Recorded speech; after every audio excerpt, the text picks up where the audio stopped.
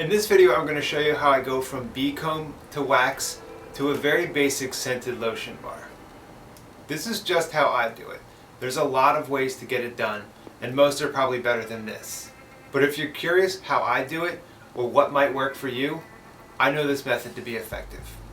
Experiment and see what works for you. I'm starting off with comb from a hive that died over the winter. There is no honey and hardly any pollen, but a lot of bees stuck inside the cells will need to be removed in the cleaning process. I fill up this old wok I found in the trash with water and set it to boil. It's important to use a container that you'll use just for wax. It's doubtful you'll ever get it clean again. I'm also using an old propane grill that I found in the garage to heat the water, but normally I would do this over a small fire.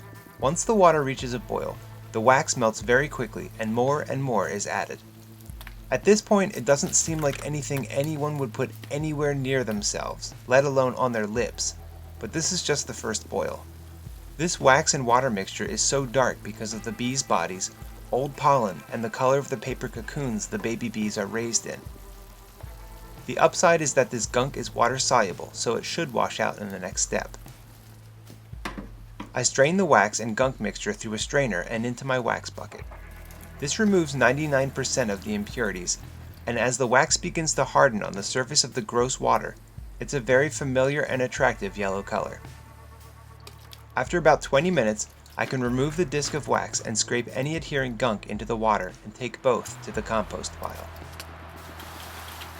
Then I repeat the process again to remove any further impurities. I'll do this melt in water and strain thing 2 more times. After that, the strainer screen has pretty much removed what it can, and further straining won't really help in cleaning. I do one last boil in water using as much water as I can while still having room for the wax. The reason for this is to thin out the wax layer and hope to catch any remaining impurities in the water. Once I have the cleanest wax I can manage, I'll make a very basic lotion bar. Here are the additional ingredients I'll use for this step: olive oil, tea tree oil, and lemongrass oil. I will melt the wax over a low heat in a double boiler. Here I'm using a small skillet and a tuna fish can.